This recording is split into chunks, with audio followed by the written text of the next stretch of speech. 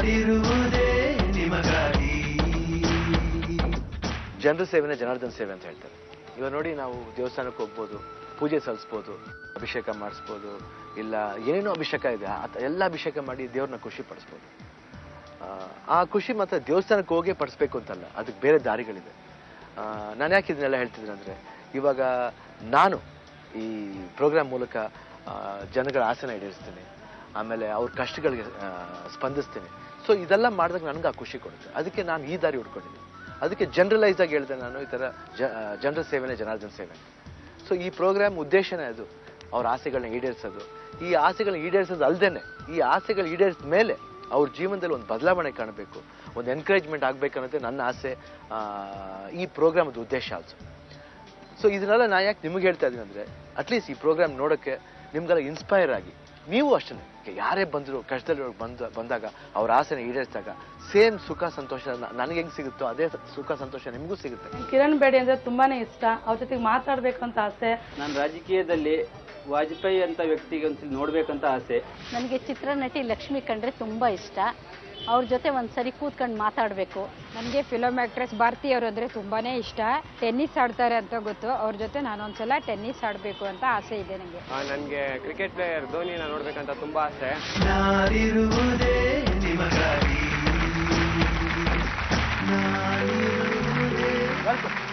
ಕಲ್ಯಾಣ್ ಜ್ವಲ್ಲ, ನಾನಿರುವುದೇ ನಿಮಗಾಗಿ. Life is a challenge. Challenge ಮಾಡಿ ಗೆದ್ದು ಬನ್ನಿ. ನಾ ಇದನ್ನ ಸಾಕಷ್ಟು ಟೈಮ್ ಹೇಳಿದ್ದೀನಿ, ಯಾಕಂದ್ರೆ ಜೀವನನೇ ಅದು. ಜೀವನ ಅನ್ನೋದೇ ಒಂದು ಫೈಟಿಂಗ್. ಆ ಫೈಟಿಂಗ್ಲಿ ನಾವು ಹೆಂಗಾರು ಗೆದ್ದು ಬರಬೇಕು, ಜೀವನದಲ್ಲಿ ಏನಾದ್ರು ಸಾಧಿಸ್ಬೇಕು. ಇವಾಗ ಒಂದು ಸೀಡ್ ತಗೊಳ್ಳಿ, ಆ ಸೀಡ್ನ ಬಿತ್ತಿದಾಗ ಅದು ಭೂಮಿಲಿ ಹೋಗಿ ನೀರು ಹಾಕಿದ ಮೇಲೆ ಅದ್ರ ಜೊತೆ ಫೈಟ್ ಮಾಡಿ, ಸ್ಟ್ರಗಲ್ ಮಾಡಿ, ಆಮೇಲೆ ಆ ಡಿಫಿಕಲ್ಟಿಂದ ಹೊರಗಡೆ ಬಂದು ಒಂದು ಮರನೋ ಗಿಡನಾಗುತ್ತೆ. ಸೊ ಒಂದು ಸೀಡ್ಗೇನೆ ಅಷ್ಟೊಂದು ಒಂದು ಫೈಟಿಂಗ್ ಸ್ಪಿರಿಟ್, ಒಂದು ಡಿಫಿಕಲ್ಟಿನ ಫೇಸ್ ಮಾಡಿ ಹೊರಗಡೆ ಬಂದು ಒಂದು ಮರನ ಗಿಡನ ಆಗಬೇಕಾದ್ರೆ ಮನುಷ್ಯನಿಗೆ ಎಷ್ಟು ಇರಬಾರ್ದು ಹೇಳಿ. ನಾನು ಯಾಕೆ ಇದನ್ನೆಲ್ಲ ಹೇಳ್ತಾ ಇದ್ದೀನಿ ಅಂದರೆ, ಇವಾಗ ಬರ್ತಾರೋ ಒಂದು ಹುಡುಗಿ, 8 ವರ್ಷದ ಹುಡುಗಿ ಭೂಮಿಕಾ ಅಂತ, ಅವಳು ಅಷ್ಟೇ ಅವಳ ಲೈಫ್ಲಿ ಯಾವ ರೀತಿ ಒಂದು ಫೈಟಿಂಗ್ ಸ್ಪಿರಿಟ್ ಇಟ್ಕೊಂಡು ಹೊರಗಡೆ ಬಂದಿದ್ದಾಳೆ ಅನ್ನೋದು ನೋಡಿ, ಜಸ್ಟ್ ವಾಚ್ ಇಟ್. ಭೂಮಿಕಾ ಒಬ್ಬ ಆತ್ಮವಿಶ್ವಾಸದ ಹುಡುಗಿ, ಆ ಕುಟುಂಬದ ಪ್ರೀತಿಯ ಮಗಳು. ಆಕೆ ಹಾಡ್ತಾಳೆ, ನೃತ್ಯ ಮಾಡ್ತಾಳೆ, ಆಟನೂ ಆಡ್ತಾಳೆ. ಅದರಲ್ಲೇನಿದೆ ವಿಶೇಷ ಅಂತೀರಾ? ಎಲ್ಲಾ ಮಕ್ಕಳು ಆ ರೀತಿ ಮಾಡ್ತಾರೆ ಅಂತ ನಿಮಗನಿಸಿದ್ರೆ ತಪ್ಪು. ಭೂಮಿಕಾ ಒಬ್ಬ ವಿಶೇಷ ಹುಡುಗಿ. ವಿಧಿ ಭೂಮಿಕಾಳ ಬದುಕಿಗೆ ಒಂದು ದೊಡ್ಡ ಸವಾಲನ್ನೊಡ್ಡಿದೆ. ಈ ಸವಾಲನ್ನು ಎದುರಿಸಿ ಭೂಮಿಕಾ ಹೇಗೆ ಹೊರಗೆ ಬಂದ್ಲು? ಹಾಗಿದ್ರೆ ಯಾರು ಈ ಭೂಮಿಕಾ? ಅವಳ ವಿಶೇಷತೆ ಏನು ಎಂಬುದನ್ನ ಅವಳ ಪಾಲಕರನ್ನೇ ಭೇಟಿಯಾಗಿ ಕೇಳೋಣ. ಇವಾಗ ನೋಡಿದ್ರಲ್ಲ ಆ ಭೂಮಿಕಾದು ಫೈಟಿಂಗ್ ಸ್ಪಿರಿಟ್, ಆ ಚಾಲೆಂಜ್ ತಗೊಂಡಿದ್ದ ರೀತಿ. ಸೊ ಅವ್ರು ಬರೋಕ್ಕೂ ಮುಂಚೆ ಅವ್ರ ಪೇರೆಂಟ್ಸ್ ಬಂದಿದ್ದಾರೆ, ಅವ್ರ ಜೊತೆ ಮಾತಾಡ. ನಮಸ್ಕಾರ. ಎಲ್ಲಿಂದ ಬರ್ತಾರೆ? ಕುಶಾಲ್ ನಗರ. ಹುಡುಗಿ ನಿಮ್ಮ ಹೆಸರು? ರಾಜೇಂದ್ರ. ರಾಜೇಂದ್ರ. ನಿಮ್ಮ ಹೆಸರಮ್ಮ? ಪುಷ್ಪಲತಾ. ಪುಷ್ಪಲತಾ. ಎಷ್ಟು ವರ್ಷ ಆಯ್ತು ಮದುವೆ? 20 ವರ್ಷ ಆಯ್ತು ಸರ್. 20 years. ಎಷ್ಟು ಮಕ್ಕಳು? ಒಂದೇ ಮಗು ಸರ್. ಈ ಮಗಳು ಯಾವಾಗ ಹುಟ್ಟಿದ್ರು? 2002 ಜನವರಿ. ನೀವೇನು ಪ್ರೊಫೆಸರ್? ನಾನು ಲೆಕ್ಚರರ್ ಸರ್. ಲೆಕ್ಚರರ್ ಆಗಿ. ಓಕೆ. ಯಾವ ಕಾಲೇಜು? ಡಯಟ್ ಸರ್, ಜಿಲ್ಲಾ ಶಿಕ್ಷಣ ಮತ್ತು ತರಬೇತಿ ಸಂಸ್ಥೆ ಕೂಡಿಗೆ. ಓಕೆ. ಸೊ ಫಸ್ಟ್ ಇಂದ ಈ ಮಗು ಹಂಗೆ ಇತ್ತ? ಇಲ್ಲ ಸರ್, ಅದು ನಾವು ಎಲ್ಲ ಫ್ಯಾಮಿಲಿಯವರು ದೇವಸ್ಥಾನಕ್ಕೆ ಅಂತ ಹೋಗಿದ್ವಿ ಬ್ಯಾಂಗ್ಳೂರ್ನಲ್ಲಿ. ಆ ದೇವಸ್ಥಾನ ಎಲ್ಲ ಹೋಗಿ ಮುಗಿಸ್ಕೊಂಡು ಬರ್ಬೇಕಾದ್ರೆ ಆನ್ ದ ವೇ ಲಿಫ್ಟ್ನಲ್ಲಿ ಒಬ್ಬರಾದ್ಮೇಲೆ ಒಬ್ರು ಬರ್ತಾ ಇದ್ದಾಗ ಸಡನ್ ಆಗಿ ಲಿಫ್ಟಲ್ಲಿ ಕಾಲು ಸಿಕ್ಕಾಕೊಂಡ್ಬಿಡ್ತು ಸರ್.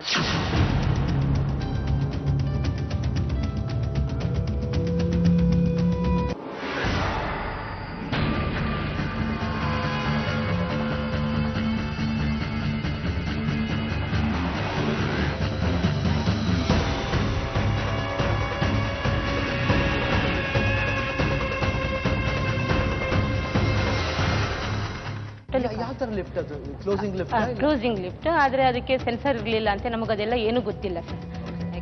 ಅದೆಲ್ಲ ಏನು ಗೊತ್ತಿಲ್ಲ. ಮತ್ತೆ ಲೇಡೀಸ್ ಮಾತ್ರ ಇದ್ವಿ ನಾವು. ಒಬ್ಬರಾದ್ಮೇಲೆ ಒಬ್ರು ಬರ್ತಾ ಇರ್ಬೇಕಾದ್ರೆ ಆನ್ ದ ವೇ ನನ್ನ ತಂಗಿ ಬಂದ್ಲು, ನಾನು ಬಂದೆ. ಆಮೇಲೆ ನಮ್ಮ ಕಾಲು ಎಲ್ಲಿ ಕಾಲು ಅಂದ್ರೆ ಲಿಫ್ಟಲ್ಲಿ. ನಮ್ಮ ಕಡೆಯವ್ರು ಇನ್ನು 3 ಜನ ಒಳಗೆ ಇದ್ರು. ಅವ್ರು ಒಳಗಡೆನೆ ಸಿಕ್ಕಾಕೊಂಡ್ರು, ನಾವು ಹೊರಗಡೆ ಸಿಕ್ಕಾಕೊಂಡ್ವಿ. ಮಧ್ಯದಲ್ಲಿ ಮಗು ಕಾಲು ಸಿಕ್ಕಾಕೊಂಡಿತ್ತು.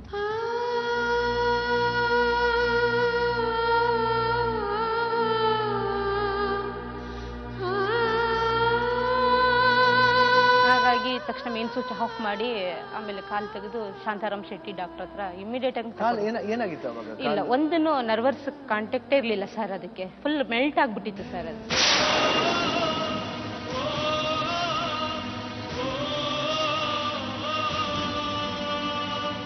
ಈಗ ಸೌತೆಕಾಯಿ ಕ್ಯಾರೆಟನ್ನ ಮೇಲ್ಗಡೆ ನಾವು ಮೆಂಡ್ ಮಾಡ್ತೀವಲ್ಲ, ಆ ಥರ ಮೆಂಡ್ ಆಗಿಬಿಟ್ಟಿತ್ತು ಸರ್. ಆದರೆ ಕಾಲು ಎಗ್ಗೆಲ್ಲ ಫುಲ್ ಚೆನ್ನಾಗಿತ್ತು. ಹಾಗಾಗಿ ಶಾಂತಾರಾಮ್ ಶೆಟ್ಟಿ ಡಾಕ್ಟರ್ ಹೇಳಿದ್ರು, ಇಲ್ಲ ಹಾಗಲ್ಲ, ಇಮಿಡಿಯೇಟ್ಲಿ ಅದಕ್ಕೆ ಅದನ್ನು ಕ್ಲಿಯರೇ ಮಾಡಬೇಕು ಅಂತ ಹೇಳಿದರು. ಒಳ್ಳೊಳ್ಳೆ ಡಾಕ್ಟರ್ ಹತ್ರ ಎಲ್ಲ ಕನ್ವಿನ್ಸ್ ಮಾಡಿದ್ರು, ಅದು ಹಾಗಲ್ಲ ಅಂತ ಹೇಳಿದ್ರು, ಗ್ಯಾಂಗ್ರೀನ್ ಆಗಿಬಿಡುತ್ತೆ ಅಂತೇಳಿ 7 o'clock ಹಂಗಾಗಿದ್ದು 8 o'clock ಕ್ಲಿಯರ್ ಮಾಡೇ ಬಿಟ್ರು ಸರ್.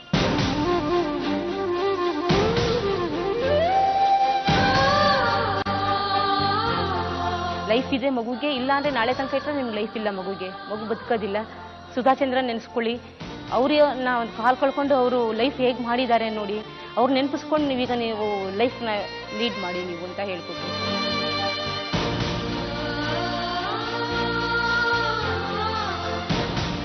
ಫಸ್ಟ್ ಹೇಳಿ ನಮ್ಗೆಲ್ಲರಿಗೂ ಶಾಕ್ ಸರ್, ಅದು ಹೇಳಿ ನಾವು ಇಡೀ ನಾವು ಫ್ಯಾಮಿಲಿನೇ ಇದಾಗ್ಬಿಟ್ವಿ ಸರ್. ಹೇಳಿದ ಆ ಕ್ಷಣದಲ್ಲಿ ಹೇಳೋಕ್ಕಾಗ್ತಾ ಇರಲಿಲ್ಲ ಸರ್. ಎಲ್ಲರೂ ತುಂಬ ನೋವು ಅನುಭವಿಸ್ಬಿಟ್ಟಿದ್ದೀವಿ ಸರ್ ನಾವು.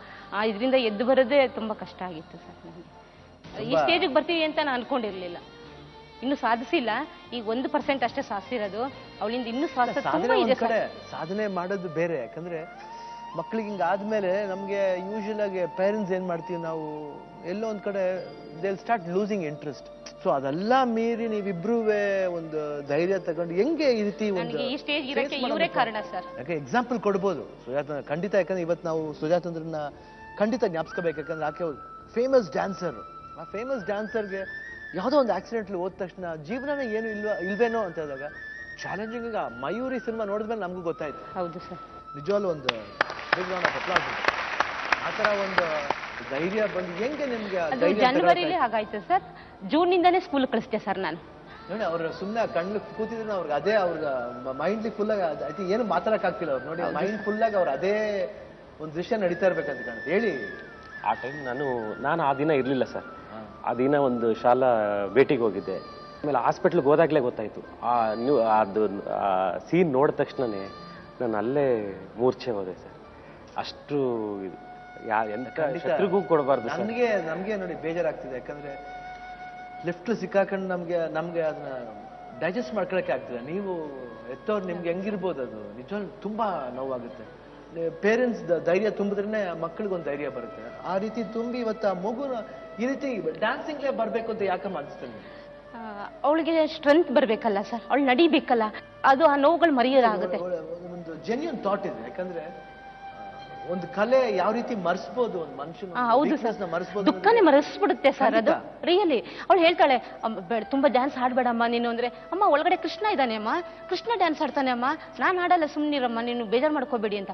ಈಗ ಒಂದ್ತಾಳೆ ನನ್ನ ಮಗಳು, ಸರ್ ನೀವು ಹಳಬೇಡಿ ಅಮ್ಮ, ನಂಗೆ ನೋಡೋಕ್ಕಾಗಲ್ಲ, ಯಾರು ಲಿಫ್ಟ್ ವಿಷಯ ಕೇಳಿದ್ರೆ ನೀವು ಹೇಳ್ಬೇಡಿ, ಹೀಗೆ ಹೇಳ್ಬಿಡಿ, ನೀವು ನನಗೆ ಗೊತ್ತಿಲ್ಲ ಅಂತ ಹೇಳ್ಬಿಡಿ, ಲಿಫ್ಟ್ ವಿಷಯನ ಯಾರಿಗೂ ಹೇಳ್ಬೇಡಿ ಅಮ್ಮ, ನಾನು ಚೆನ್ನಾಗಿ ಓದ್ತೀನಿ ಅಮ್ಮ, ನಾನು DC ಆಗ್ತೀನಿ.